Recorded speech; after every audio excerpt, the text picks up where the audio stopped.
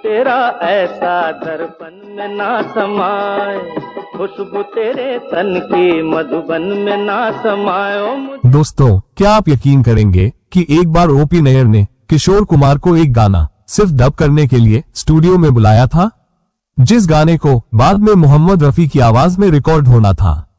उसी गाने को पहले किशोर दा से गवाया गया, लेकिन जब रफी साहब ने वो रिकॉर्डिंग सुनी तो उन्होंने ऐसा फैसला लिया जिसने इस गाने का इतिहास ही बदल दिया था। आखिर वो गाना कौन सा था? किशोर दा को यह अपमान क्यों सहना पड़ा और रफी साहब ने ऐसा क्या कहा कि सभी हैरान रह गए? आइए जानते हैं इस बेहद दिलचस्प कहानी को। नमस्कार दोस्तों, स्वागत है आप सभी का हमारे चैनल फिल्मी हिस्ट्री 4.0 में। दोस्तों, आगे की दिलचस्प कहानी शुरू करने से पहले आप सभी से एक छोटी सी गुजारिश है। अगर आपने अभी तक हमारे चैनल को सब्सक्राइब नहीं किया है तो कृपया इसे अभी सब्सक्राइब कर ले, और यदि आपको हमारी यह वीडियो पसंद आए तो एक प्यारा सा लाइक जरूर करें और अपनी राय हमें कमेंट करके अवश्य बताएं। आपका हर लाइक और कमेंट हमें ऐसी ही रोचक कहानियां आपके लिए लाने की प्रेरणा देता है। तो चलिए दोस्तों, अब बढ़ते हैं अपनी आज की कहानी की ओर। दोस्तों, आज की कहानी है 1972 में रिलीज हुई फिल्म एक बार मुस्कुरा दो की। इस फिल्म में जॉय मुखर्जी, देव मुखर्जी और तनुजा मुख्य भूमिकाओं में थे, जबकि संगीत दिया था महान संगीतकार ओपी नैयर जी ने। दोस्तों, जॉय मुखर्जी और देव मुखर्जी किशोर कुमार की बड़ी बहन शती देवी के बेटे थे और किशोर कुमार जी के भांजे थे। दोस्तों, इसी फिल्म के लिए एक तेज रफ्तार गीत तैयार किया गया था जो कि इस प्रकार था। कितने अटल थे तेरे इरादे, कितने अटल थे तेरे इरादे, याद तो कर तू वफा के वादे। दिलचस्प बात यह थी कि फिल्म के बाकी गाने किशोर कुमार पहले ही रिकॉर्ड कर चुके थे। तभी एक दिन अचानक ओपी नैयर ने उन्हें फोन करके कहा कि उसी फिल्म यानी एक बार मुस्कुरा दो के लिए एक और गाना अर्जेंटली रिकॉर्ड करना है, और उन्हें तुरंत स्टूडियो बुलाया।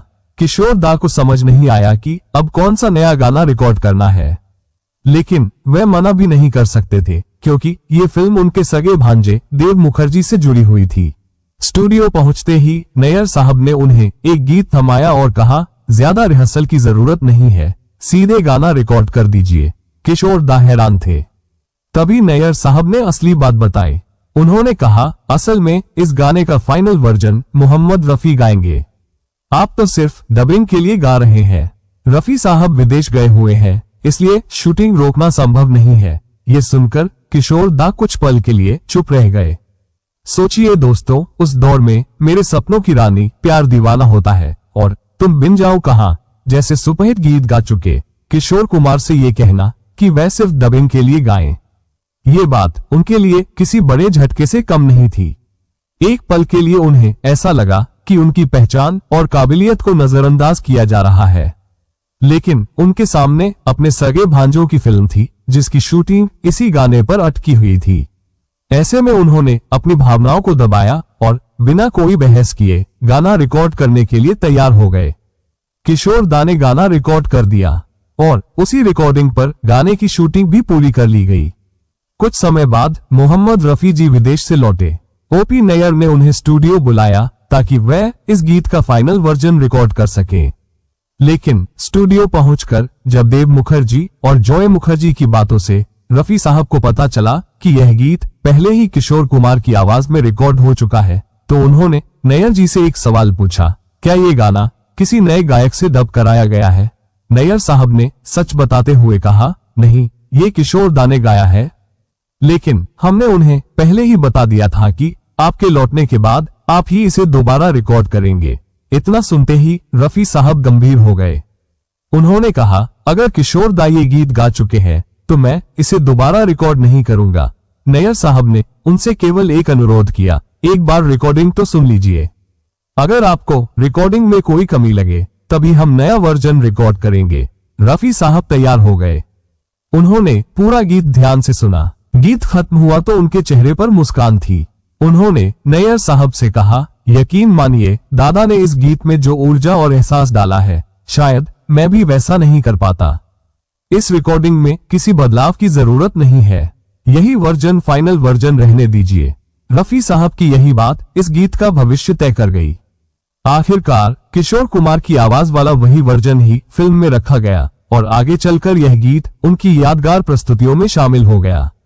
भले ही फिल्म एक बार मुस्कुरा दो बॉक्स ऑफिस पर बड़ी सफलता हासिल नहीं कर सकी, लेकिन इसके गीत आज भी संगीत प्रेमियों के बीच बेहद पसंद किए जाते हैं। एक बार मुस्कुरा दो। दोस्तों, ये घटना सिर्फ एक गाने की कहानी नहीं है, बल्कि दो महान गायकों किशोर कुमार और मोहम्मद रफी के बीच मौजूद सम्मान, विनम्रता और बड़े दिल की मिसाल भी है। दोस्तों, आज के दौर में जहां छोटी सी सफलता भी लोगों में अहंकार पैदा कर देती है, वहीं किशोर कुमार और मोहम्मद रफी जैसे कलाकार हमें सिखाते हैं कि महानता सिर्फ आवाज में नहीं, बल्कि इंसानियत और दूसरे कलाकार के सम्मान में भी होती है। शायद यही वजह है कि उनकी आवाजें ही नहीं, उनका व्यक्तित्व भी हमेशा अमर रहेगा। अगर आप सभी को ये कहानी पसंद आई हो तो वीडियो को लाइक जरूर करें और कमेंट में हमें बताइए, अगर यह गाना रफी साहब गाते तो क्या आपको लगता है कि यह गाना उतना ही यादगार बनता, या फिर किशोर दा की आवाज ही इसकी असली पहचान है? ऐसी ही अनसुनी और दिलचस्प फिल्मी कहानियों के लिए हमारे चैनल फिल्मी हिस्ट्री 4.0 को सब्सक्राइब करना बिल्कुल मत भूलिएगा। दोस्तों, मिलते हैं अब अगली कहानी में, तब तक के लिए नमस्कार।